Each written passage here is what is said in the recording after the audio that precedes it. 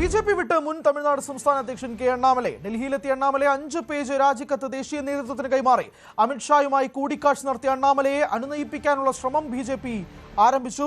കിരൺ ബാബു ചേരുന്നുണ്ട് വിശദാംശങ്ങളുമായി. കിരൺ, അണ്ണാമലൈ ബിജെപി വിടുന്നുവെന്ന് കഴിഞ്ഞ ദിവസം മുതൽ തന്നെ അഭ്യൂഹമുണ്ടായിരുന്നു. കഴിഞ്ഞ ദിവസം ഡൽഹിയിലെത്തി.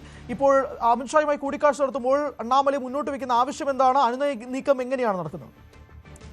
അസാധാരണമായ ഒരു രാജിയിലേക്കാണ് തമിഴ്നാട് മുൻ BJP അധ്യക്ഷൻ അണ്ണാമലൈ നീങ്ങുന്നത്. അണ്ണാമലൈ കഴിഞ്ഞ ദിവസം BJP ദേശീയ അധ്യക്ഷൻ നിബിൻ നബീലിനെ കണ്ട് അദ്ദേഹത്തിന് രാജിക്കത്ത് കൈമാറി എന്നതാണ്. പക്ഷേ അത്തരം വാർത്ത BJPയോ അണ്ണാമലയോ ഇതുവരെ സ്ഥിരീകരിച്ചിട്ടില്ല. ഇന്ന് 4 മണിക്ക് കേന്ദ്ര ആഭ്യന്തരമന്ത്രി അമിത്ഷായുമായി അണ്ണാമലൈ ചർച്ച നടത്തുന്നുണ്ട്. അണ്ണാമലൈ മാന്യമായി തന്നെ പാർട്ടിയുമായി നേതാക്കളുമായി ചർച്ച നടത്തി പുറത്തു പോകാൻ ആഗ്രഹിക്കുന്നതാണ്. തനിക്ക് ഇനി BJPയിൽ ഭാവിയില്ല എന്നാണ് അണ്ണാമലൈ കാണുന്നത്. നേരത്തെ തന്നെ നയനാർ നാഗേന്ദ്രയെ BJP തമിഴ്നാട് സംസ്ഥാന അധ്യക്ഷനായി നിയമിച്ചതിന് ശേഷം അണ്ണാമലൈ അങ്ങനെ സജീവമായിരുന്നില്ല. രാഷ്ട്രീയത്തിൽ BJP വേദികളടക്കം അത്ര സജീവമായിരുന്നില്ല.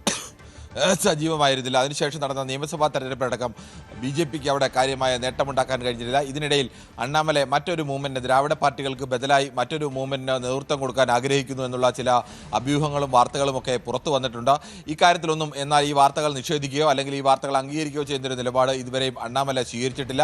ഇന്ന് അമിത്ഷായുമായി 4 മണിക്ക് നടക്കുന്ന ചർച്ചയിൽ ഇക്കാര്യത്തിൽ ഒരു തീരുമാനമുണ്ടാകും. ഒന്നുകിൽ അണ്ണാമലൈ BJPയുമായി വഴിപിരിഞ്ഞു പോകും, അല്ലെങ്കിൽ അണ്ണാമലൈ BJPയുടെ അനുനയത്തിന് വഴങ്ങും എന്നുള്ള സൂചനയാണ് ലഭിക്കുന്നത്.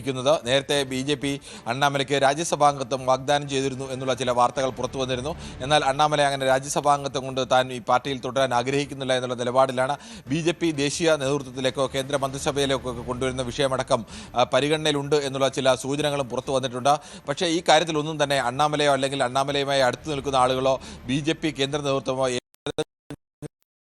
ഒരു പ്രതികരണത്തിന് ഇപ്പോഴും തയ്യാറായിട്ടില്ല.